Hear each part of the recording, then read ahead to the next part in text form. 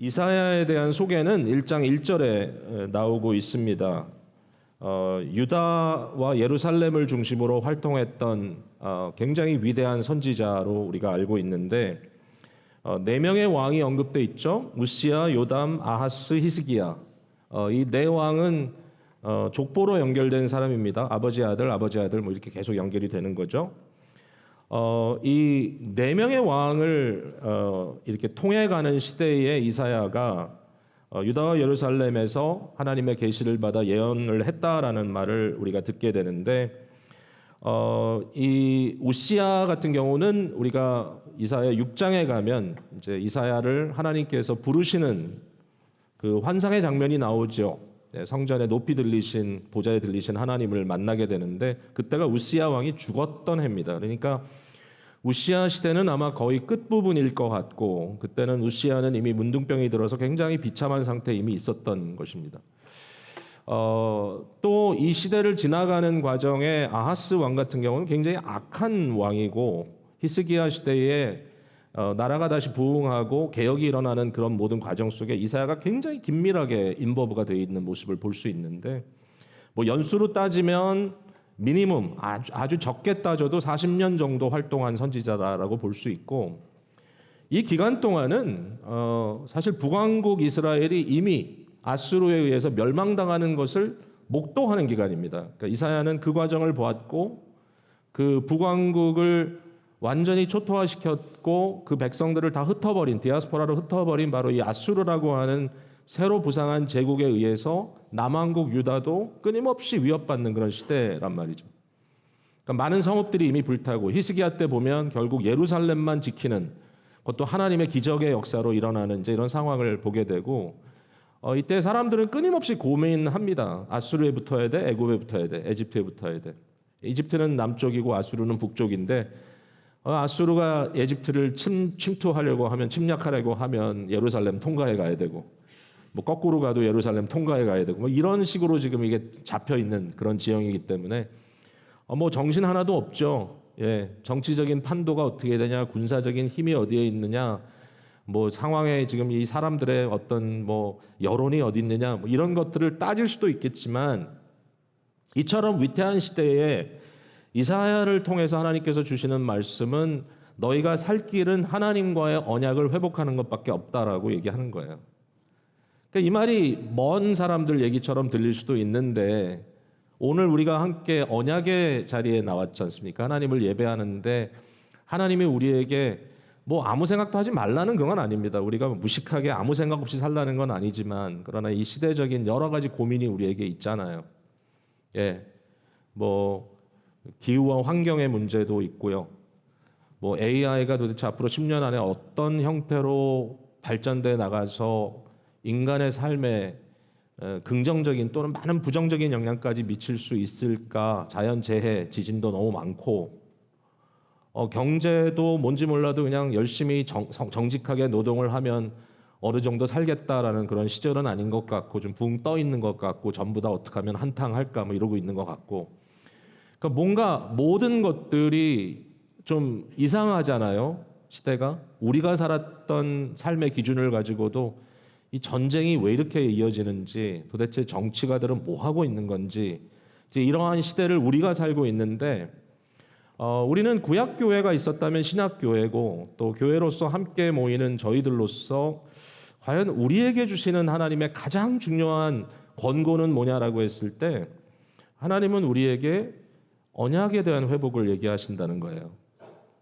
그러니까 이게 전혀 나랑 상관없는 얘기입니다. 이렇게 할 수도 있어요. 제가 이제 설교에 대해서 많이 고민을 하는데 이제 많은 설교에 대한 어떤 그런 지적들 중에 현대인들이 고민하는 문제를 이야기해 줘라.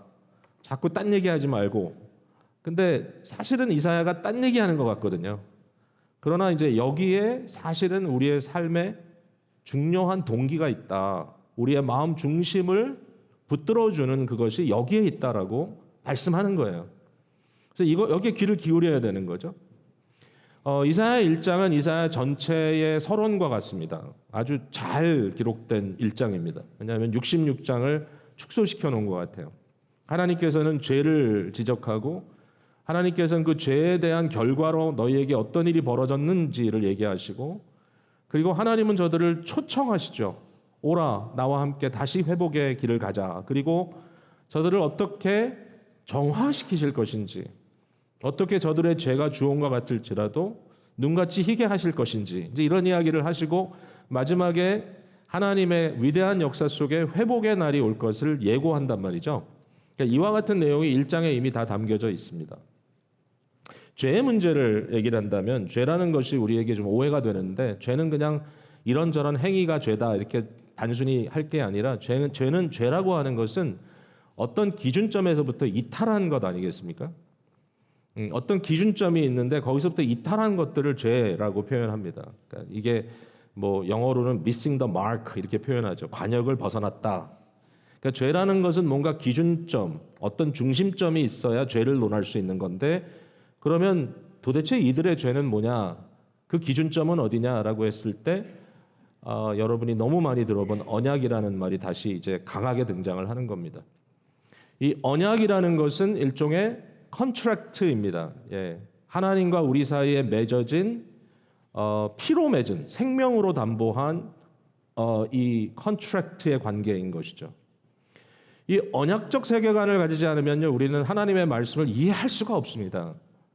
이 언약적 세계관이라는 건 뭐냐면요, 하나님과 우리의 관계 또는 인간 관계도 우리의 관계가 그냥 캐주얼한 관계가 아니라 부모와 자녀 간에도 일종의 언약이 있고, 부부와 남편과 아내 사이에도 일종의 언약이 있고, 이런 관계 속에 우리가 관계적 책임을 지고 있다라는 생각을 하지 않으면 결국은 현대인들의 병인 이 지극히 극단적인 개인주의에 빠져서 결국은 행복이고 뭐고 나발이고 없단 말이죠. 그게 행복할 거라고요? 아니죠. 오늘날 사람들이 당신 왜 이렇게 행복하지 않냐라고 질문하면요, 대부분의 사람들은 외롭고 고독하다 그래요. 그러니까 이 관계가 깨져버린 거예요. 그러니까 관계성 자체를 빼버리고 인간의 어떤 존엄성을 얘기한다는 건 의미가 없죠. 물론 한 사람 한 사람 개인의 의미가 중요하죠.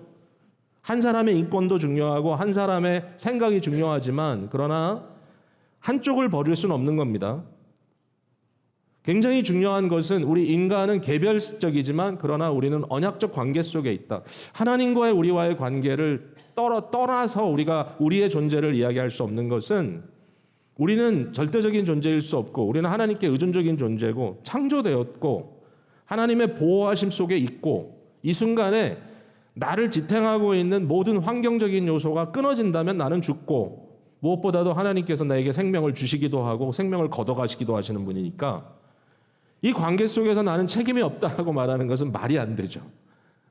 그러니까 내가 마음대로 한다는 것은 존재할 수 없는 세상에 우리는 존재하는 거고, 그렇다면 이 관계가 우리에게는 일종의 뭐 체인이냐, 이것이 우리를 붙들어 놓는 어떤 올무냐? 아니죠. 여기 안에서 진정한 자유를 누리는 거죠. 물고기가 물에 있어야 자유로운 것처럼 인간은 공기 안에 있어야, 대기에 있어야 자유로운 것처럼, 아무리 자유롭다고 공기도 없고 아무것도 없는 곳에서 나 혼자 허우적거리면 자유롭다고 누가 얘기를 하겠습니까? 그건 스투피드한 얘기지. 그러니까 우리의 진정한 자유는 하나님과의 이 긴밀한 정말 사랑의 관계 속에 들어올 때 우리는 마음껏 우리의 의미와 자유를 누릴 수 있다는 거 아니겠습니까?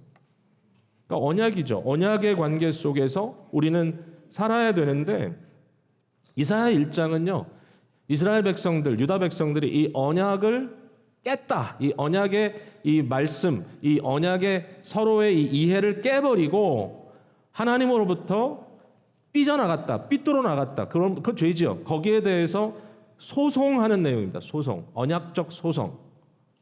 이걸 영어로는 covenantal lawsuit 이렇게 표현을 합니다. 언약적 소송을 하나님께서 거는데, 너무 재미있는 거는 이제 이 1장 2절에 하늘이여 들으라 땅이여 귀를 기울이라 그랬잖아요.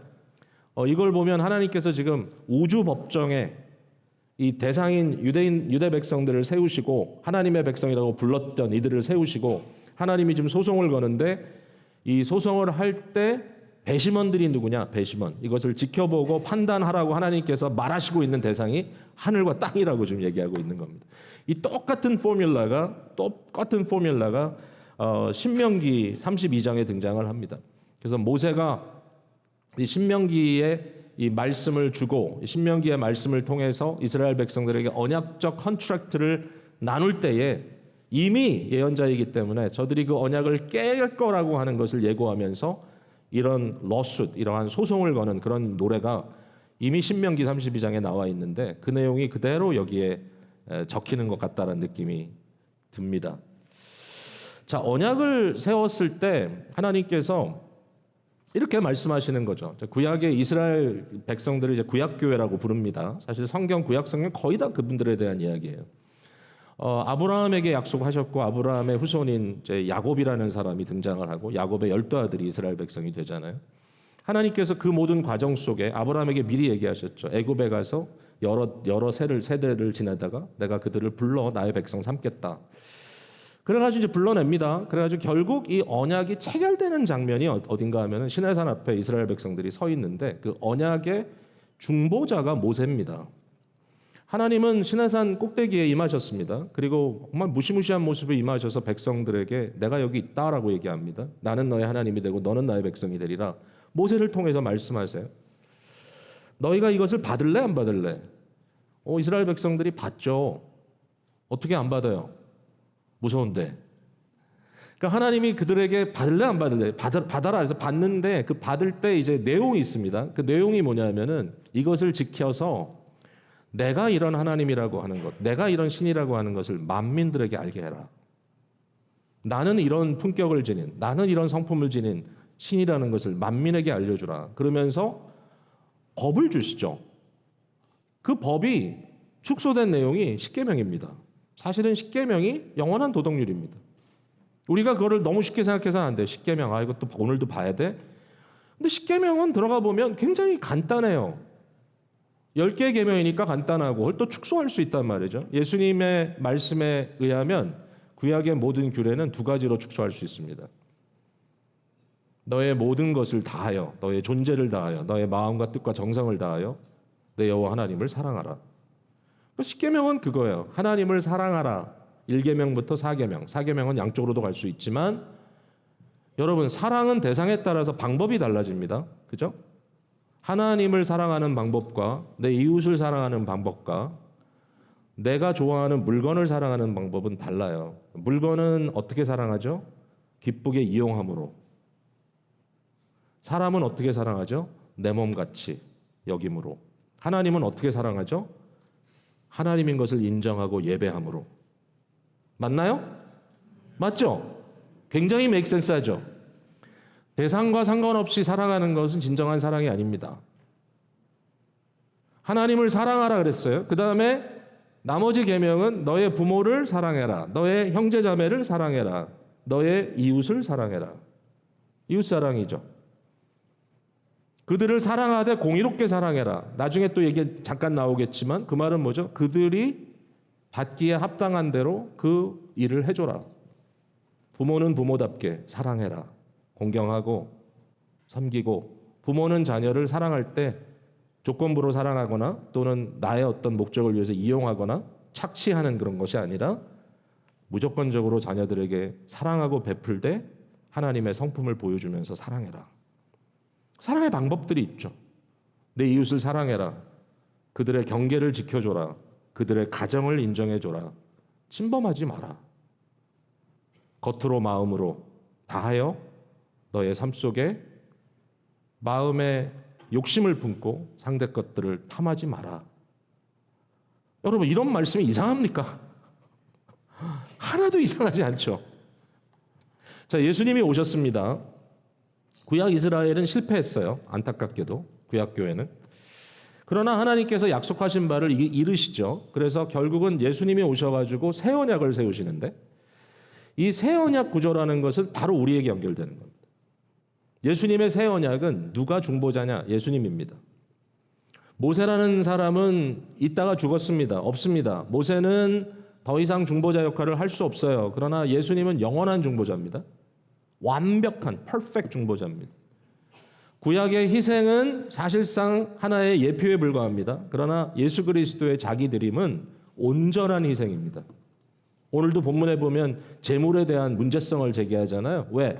그 재물을 그냥 하는데 거기에 어떤 진정성이 없어요.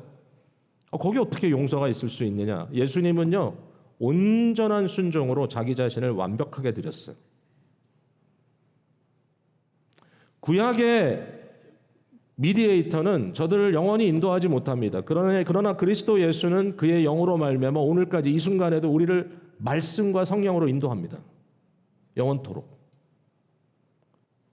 예수 그리스도는 영원한 중보자가 되었고 그분은 절대로 페일하지 않으시기 때문에 이 하나님과 그리스도라고 하는 직분자 사이에 맺어진 이 새 언약은 절대로 끊어질 수가 없는데 이 새 언약 속에 우리가 들어와 있어. 그리스도에게 속한 백성으로. 그리스도는 대표자고 우리는 그의 몸입니다. 우리 모두에게 하나님께서 오늘도 말씀하시는 것은 바로 이 언약에 신실하게 너희도 들어오고, 물론 그 은혜죠. 용서하시고 용납하시고 그리고 하나님의 성품을 드러내는 삶을 살아라. 이것을 오늘도 우리에게 말씀하시면서 이 언약에 대한 이 의미를 매 주일마다 우리는 다시 확인합니다. 예배는 언약적 행위거든요. 우리가 뭘 하느냐? 그리스도 예수 안에서 하나님, 우리가 지난 일주일 동안도 언약의 규례대로 살지 못하고 하나님을 하나님으로 인정하고 하나님을 예배하는 마음으로 예배의 삶을 살지 못했습니다. 노력했지만 깨달은 만큼 믿음으로 하려고 했음에도 불구하고 내가 너무나 쉽게 잊어버립니다. 내 주변에 있는 사람들에게 하나님의 마음을 보여주지 못했습니다. 언약적 신실함이 내게 없었습니다라고 회개하잖아요. 그러면 매주일 우리는 위뉴를 받고요. 놀랍게도. 그리고 다시 세상으로 파송됩니다. 언약 백성으로. 이 예배의 의미가 그거거든요. 이 언약의 관계 속에 있음을 확인하고 그 확인된 것을 다시 한번 우리 마음속에 집어넣고 가는 거거든요. 이 언약을 살아가는 것, 이것이 가장 중요한 겁니다. 우리 인생에.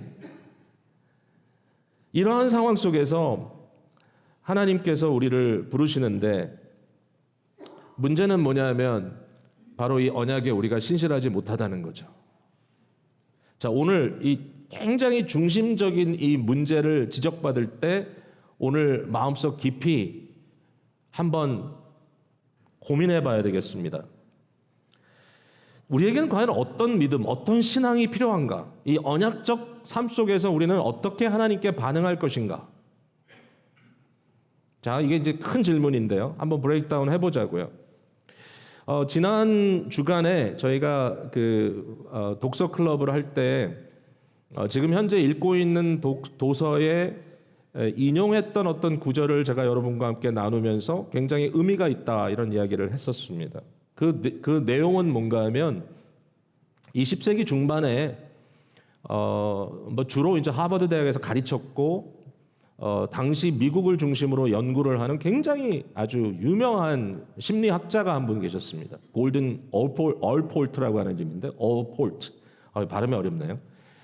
이 골든 얼폴트라고 하는 이 심리학자가 연구하고 이제 가르치는 교수인데 이 사람이 쓴 책을 좀 언급하면서 이제 얘기를 했는데 재밌게도 이분이 20세기 중반에 미국인들의 종교를 연구했습니다. 종교를.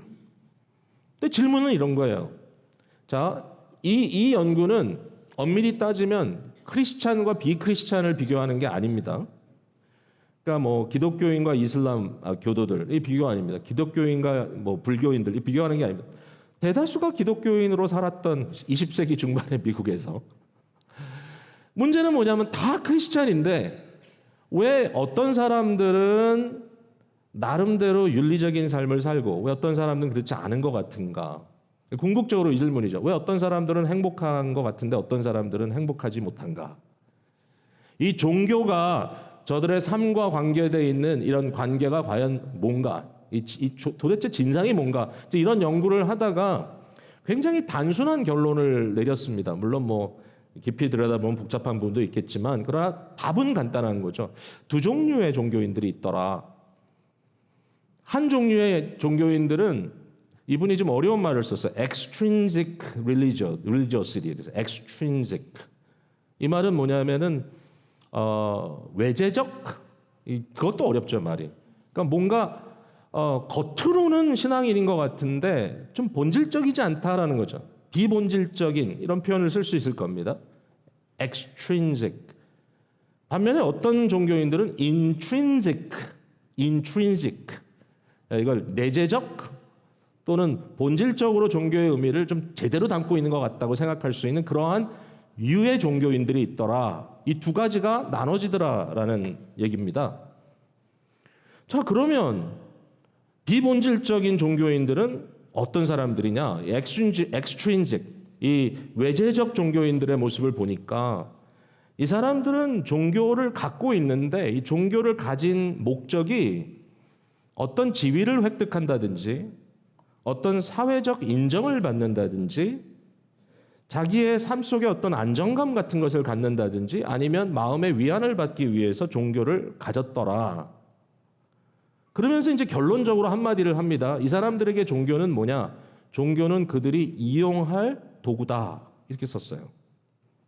그러니까 이 사람들의 종교는 이용하는 겁니다. 이걸 물론 이 사람은 신학자가 아니기 때문에 이런 말을 쓰지 않았겠지만 신학적으로 표현하자면 뭡니까? 하나님을 이용하는 형태의 신앙 또는 종교. 그럼 반면에 다른 것은 뭐냐? 내재적 신앙은 뭐냐? 인트린식한 신앙은 뭐냐라고 했을 때 이렇게 표현합니다. 이것은 신앙 자체를 내면화한 것이다.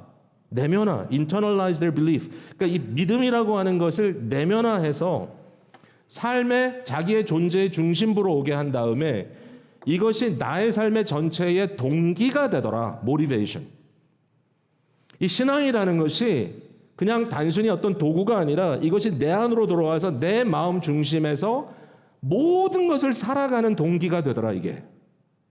그러면서 하는 말이 이런 사람들의 신앙은 종교는 이용하는 종교가 아니라 그 신앙 안에 푹 빠져서 사는 것과 같다. 그들은 신앙 안으로 들어갔다 이렇게 표현합니다. 자, 이 두 가지를 설명하는 거예요. 여러분 어떻게 생각하세요? 다 크리스찬입니다. 우리가 크리스찬 많이 알아요. 근데 왜 어떤 경우에는 이것이 그냥 외형적인 것이고 도리어 신앙은 있는데 그 신앙의 목적이 굉장히 자기중심적이고 자기욕망적이고 결국은 종교 또는 하나님을 이용하는 부류가 있고 반면에 하나님 속으로 들어가서 하나님의 말씀과 하나님의 생각이 나에게 동기가 되어서 나의 삶 전체를 지배하는 이러한 형태의 신앙이 있을까? 결론이 어떠냐? 이 사람들이 사회과학자들이니까 이제 그럼 이 결과가 있느냐라고 했을 때 보니까 지성적인 어떤 인테그리티, 어떤 그런 일치감 또는 도덕성 또는 심지어 삶의 만족도에 있어서 이런 내향적, 본질적 종교인들이 훨씬 좀 잘하는 것 같더라. 그런 결과가 있다니 얼마나 감사합니까? 크리스찬을 전체로 놓고 비크리스찬과 크리스찬을 비교했을 때 과연 크리스찬들이 보편적으로 더 도덕성이 높으냐? 그러면 사회학자들이 그래요. 아니다. 다 비슷비슷하게 산다. 크리스찬이라고 하는데도 여전히 거짓말하고 남들 등쳐먹고 다 그러더라. 우리 그런 얘기 많이 듣잖아요. 한 단계 들어가 보는 겁니다. 그러니까 어폴트라는 사람이 도와주는 건 뭐냐면은 다 똑같은 것 같은데 그게 아니다. 한 단계 들어가 보니까 크리스찬이라고 해도 이런 크리스찬이 있고 저런 크리스찬이 있더라. 그들의 차이더라. 이렇게 표현을 해준다면 여기에 대해서 우리가 좀 깊이 고민해야 되지 않겠나라는 생각인 거죠. 자, 그러면 오늘 본문 속에 비본질적 종교와 본질적 종교를 어떻게 구분해주고 있느냐? 이거 복잡하지 않아요. 비본질적 종교에 대해서 하나님께서 이렇게 얘기합니다. 유대인들이 예루살렘에서 행하는 모든 종교의 행위들이 하나님께서 역겹다고 하십니다. 야, 그거 나 더 이상 못하겠다, 너희들과 함께.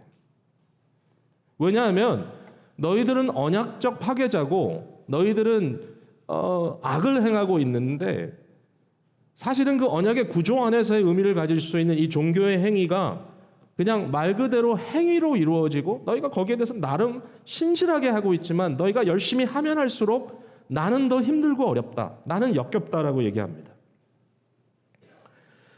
12절에 이렇게 얘기하죠. 너희가 내 앞에 보이러 오니 이것을 누가 너에게 요구하였느냐? 내 마당만 밟을 뿐이니라. 이게 많이 들었죠. 마당만 밟는다는 것은 파킹랏에 있다가 예배 안 드리고 간다는 얘기 아니에요. 예배 드려요. 들어와. 근데 뭐냐 하면은 그들의 본질이 엔게이지가 안 돼.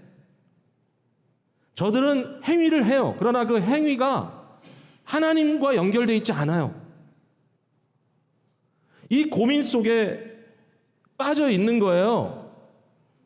어떤 내용들이 있습니까? 여기 보면 저들의 성회, 우리로 얘기하면 회집, 예배, 저들의 절기를 지키는 것, 여러 기독교 절기를 지키는 것, 예를 들자면 제사를 드리는 것, 예물도 드리고 희생하고 심지어는 기도를 하고 손을 뻗치고 하나님 앞에 기도를 하는데 그들의 손에는 피가 가득하다. 그게 짐승의 피가 아니거든요. 이웃의 피지.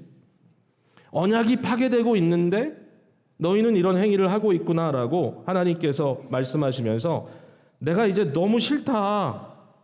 14절에 내 마음이 너희의 월삭과 정한 절기를 싫어하나니 이것이 내게 무거운 짐이라. 내가 지기에 곤비하였느니라.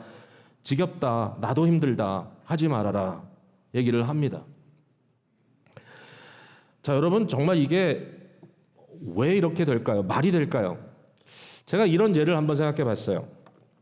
한 남자와 한 여자가 부부로 살았는데 남자가 이상한 짓을 했습니다. 결국은 아내를 버리고 집을 나가서 다른 여자하고 살림을 차렸어요. 그게 현실이에요, 지금. 그러니까 이 배반당한 여자는 혼자 이제 집에 살고 있고 남편은 나가서 다른 여자와 살고 있어요. 근데 이상해요. 주일만 되면 이 남편이 먼저 부인 집에 와가지고 마당을 잔디를 깎아줘요. 그리고 마당을 청소를 하고 가요. 생일이 되면 케이크를 문 앞에 놓고 가고 가끔 이렇게 얼굴을 보면 그렇게 친절할 수가 없어요. 혹시라도 불필요하지만 전화통화를 하면 꼭 존댓말을 잘 써줘요. 좀 엉뚱한 얘기지만 질문은 이겁니다. 그러면 아내가 행복할까요? 더 이가 갈리죠. 역겹다고 말하지 않겠습니까? 하나님이 그 얘기를 하고 계시는 것 같아요. 너는 이미 나를 떠났는데 너의 마음은 이미 나를 떠나 있고 너의 삶은 멀리 있는데 왜 주일만 되면 와서 우리 집 잔디를 깎는 거냐? 왜 와서 청소를 하지?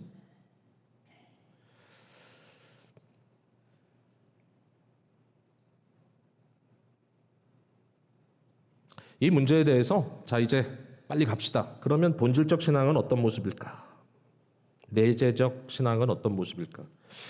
두 가지를 얘기하시는 것 같아요. 근데 이게 먼저 제가 말씀드린 것과 전혀 다르지가 않아요. 그 두 가지는 뭐냐면 하나는 하나님을 하나님으로 사랑하고 둘째는 이웃을 이웃으로 사랑하는 거예요.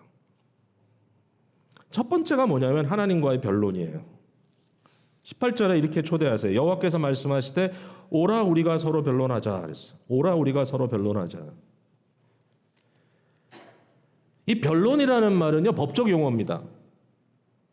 그냥 대화 나눠볼래? 이게 아니거든요. 법적인 용어고요. 이 언어는 이런 거예요. 옳고 그름을 따져보자는 거고 일종의 디스퓨테이션. 자, 법정에 여러분 가지 않기를 간절히 바랍니다. 수당하지 마시고 수를 하지도 마십시오. 웬만하면. 이 법정이라는 게 참 어렵고요. 제가 그 법정 그 과정 속에 좀 인볼브됐던 적이 있는데 주로 이제 통역하러 갔다가 그런 일들이 있었습니다. 제가 통역을 좀 했던 때가 있는데 옛날에.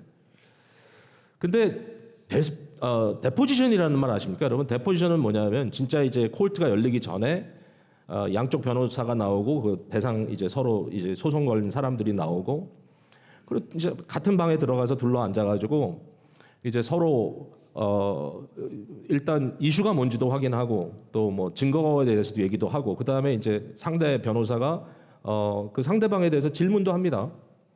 그러면 이제 통역을 할 때요. 제가 이제 중간에서 데포지션 통역을 하면은 변호사가 질문하는 질문 그대로 답을 통역해야 되고 그 다음에 대답하는 걸 그대로 통역해야 되는데 이게 못할 노릇이에요. 왜냐하면 양쪽에 자기네 통역사를 데리고 와요. 통역을 잘못하면 안 되니까. 그래가지고 하는 말의 뉘앙스가 조금만 아니라도 objection을 걸어요, 바로. 그럼 땀 뻘뻘 흘리다가 저는 나와요. 너무 힘들어. 근데 이 데포지션이라는 것을 하나님께서 우리와 하시겠다요. 야, 한번 우리 얘기 나눠보자. 하나님과 데포지션한 사람이 누가 있나, 성경에. 제가 지금 찾아보니까, 생각을 해보니까 조금 이슈는 다른데 욥이라는 사람이 생각이 났어요. 욥은요, 억울했어요. 자, 하나님 편에서 소송을 거는 게 이사야인데 욥은 욥 편에서 하나님을 소송 겁니다. 그리고 하나님께 뭐라 하냐면, 하나님, 내가 죄인인 것까지도 알겠습니다. 그런데 내가 남보다 뭐 더 큰 죄를 졌다고 내가 이렇게 고생을 해야 됩니까? 그거거든요. 그리고 하나님께 이렇게 얘기합니다. 하나님 저하고 좀 법정에 가시면 좋겠습니다. 누군가 나의 변호사가 돼서 나를 좀 대변해 줬으면 좋겠습니다. 그런 얘기가 나오죠. 내가 나의 구원자가 계심을 믿는다. 이런 얘기 나오죠. 욥기에. 놀라운 얘기입니다. 중보자 대신 그리스도를 갈망하는, 누가 내 편에서 나를 좀 중보해 줄 수 있는 사람이 있어요? 하나님과 함께 코홀트에서 내가 좀 얘기 나누고 싶습니다. 그 자체를 가지고 네가 뭔데 하나님께 소송을 걸고 난리야 라고 할 수 있지만 욥기의 결론이 중요하다는 겁니다. 저는. 자, 욥이 하나님을 만납니다. 하나님이 쇼업해가지고 욥에게 말을 겁니다. 야, 네가 나랑 소송하겠다고? 그래, 그럼 한번 얘기 나눠보자. 하나님이 욥을 야단치듯이 얘기를 하거든요. 저는 언뜻 읽으면 욥이 잘한 거야, 못한 거야, 잘한 거야, 못한 거야. 근데 맨 끝에 가서 보면은 욥의 새 친구와 욥을 비교하거든요. 자, 욥의 새 친구는 뭐냐? 욥의 새 친구는 이런 거예요. 욥을 찾아와서 돕겠다고 왔는데 이 사람들은 뭐라고 얘기하냐면, 야, 하나님의 생각은 이렇거든. 내가 봤을 때 너의 삶은 이래서 문제거든. 하나님은 이렇게 생각하고 계실 거거든. 이 사람들은 철학자고 이 사람들은 신학자예요. 이 사람들은 지혜로운 자들이에요. 문제가 뭐냐? 하나님은 이렇게 생각하고 있을 거거든. 내가 봤을 때 너의 문제는 이거거든. 하나님에게는 아무 얘기를 걸질 않아요, 이 사람들은. They don't talk to God. 욥에게만 뭐라 그래요? 하나님이 이럴 거거든, 저럴 거거든. 위대한 신학자, 위대한 철학자, 위대한 목회자, 위대한 리더인데 하나님과는 얘기 안 해. 근데 막 열불을 내면서 해요. 하나님이 마지막에 뭐라 그랬죠? 너희보다 욥이 옳다. 하나님이 욥을 신원하시고 욥의 친구들을 질책하십니다. 저는 살아계신 하나님과 인게이지한다는 것이 얼마나 심각한 일인지 고민을 합니다. 오늘도 지금 이 순간에도 제가 설교를 하고 있지만 설교하면서 막 열내고 이러잖아요. 솔직히 제 마음속에는 항상 그 질문이 옵니다. 나의 감정이 얼마나 솔직한가? 정말 이것이 하나님에 대한 마음인가? 내 믿음이 마음속에 불타서 간절한 마음으로 지금 호소하고 있는 건가? 아니면 내 자신의 도취에서 항상 하듯이 하고 있는 건 아닌가? 왜 어떨 때는 열심히 설교하고 감정을 다 쏟고 나서 집에 가면 공허한가? 나의 기도는 과연 진실된가? 여러분, 제가 이런 얘기를 하면 여러분들이 많이 번민할지 모릅니다. 저 목사가 진실하지 않구나. 그렇게 생각을 하셔도 저는 여러분의 기도를 부탁드리고 싶습니다. 사실 우리는 그런 일을 잘해요. 하나님의 말씀이 아무리 위대하다고 할지라도 설교자의 진심은 무엇이냐? 이 말씀을 붙들고 먼저 기도하고 하나님과 깊이 교통한 후에 이 말씀이 나의 내면화되고 이 말씀에 대한 나의 회개와 나의 믿음이 끌어나서 성도들을 초대하는 말씀, 그게 우리의 다 소망이죠. 근데 여러분 한번 생각해 보세요. 우리가 공적인 기도는 하는데 개인 기도는 안 한다면,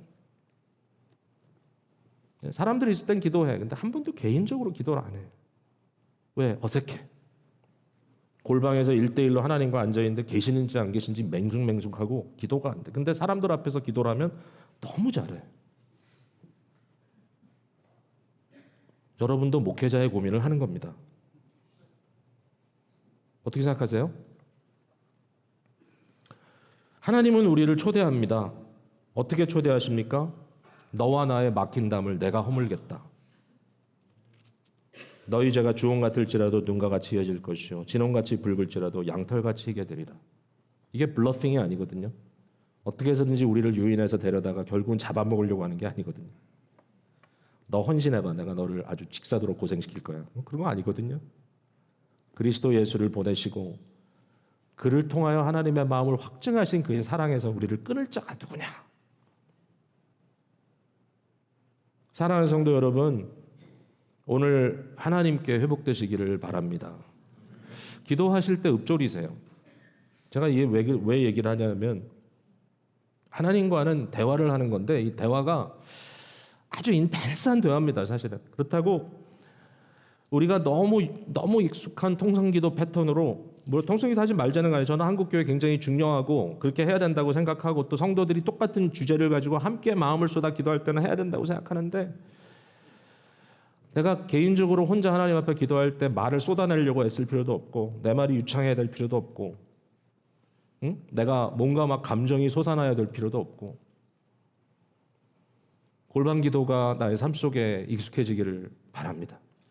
그 기도 속에 소리를 내서 기도해도 좋고 여러분의 입이 움직여도 좋습니다. 근데 중요한 것은 여러분의 마음과 여러분의 말이 일치되기를 바랍니다.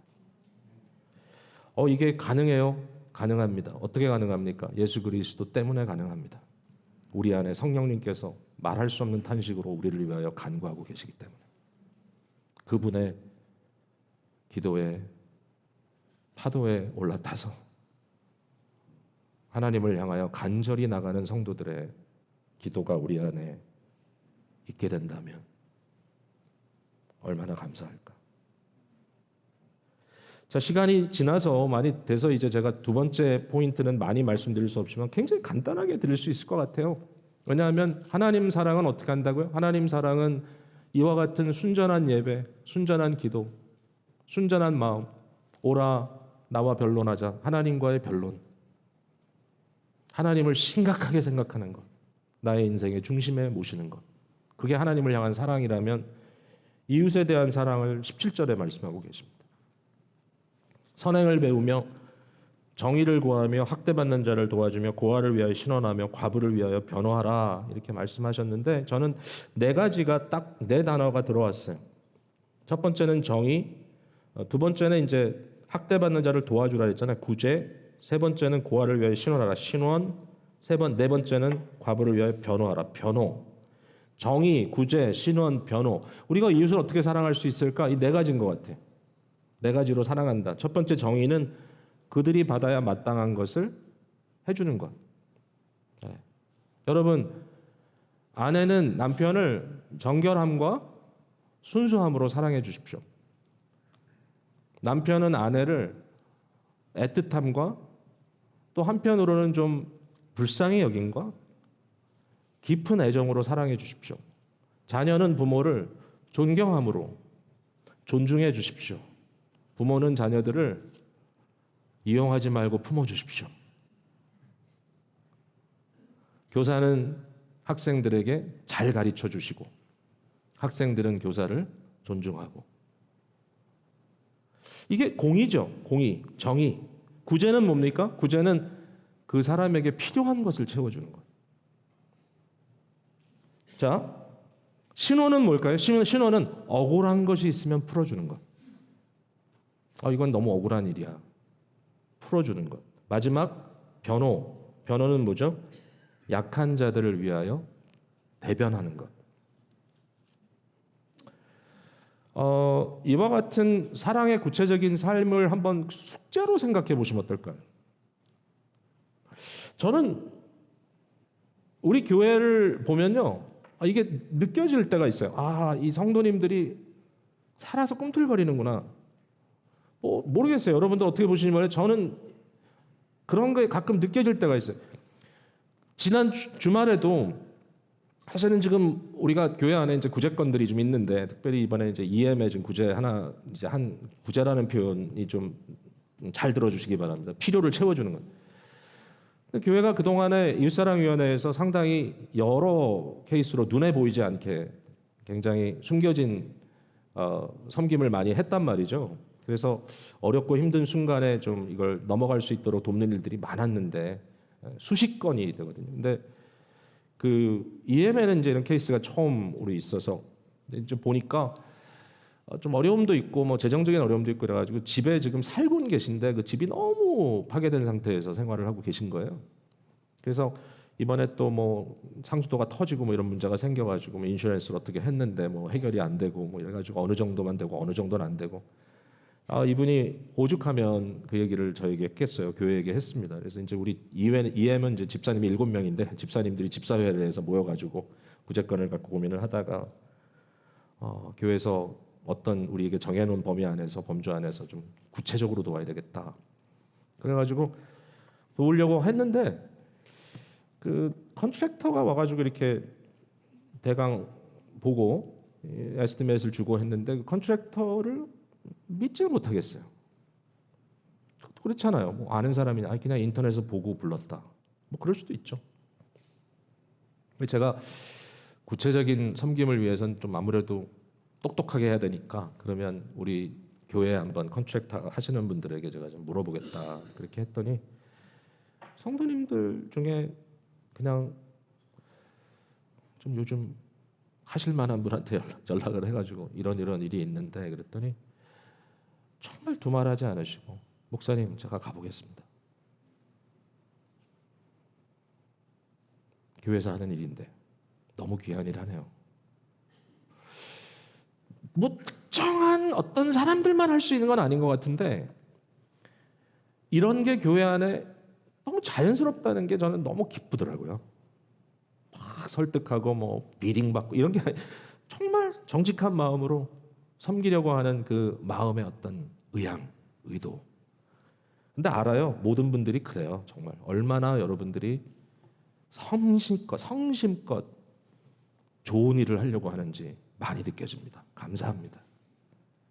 더욱더 이와 같은 일들이 우리 교회를 통해서 이루어지길 바라고 적용의 말씀으로 진솔한 기도를 드리기를 부탁드리고 나의 욕구를 채워달라는 기도보다는 나의 삶이 하나님의 마음과 일치되기 위함을 기도해 주시고 또 아까 얘기했지만 우리 주변에 밀어놓았던 정의, 구제, 신원, 변호의 일들을 신속하게 한번 찾아가 보시는 것이 우리에게 주신 진정한 본질적인 신앙의 회복이 아닌가.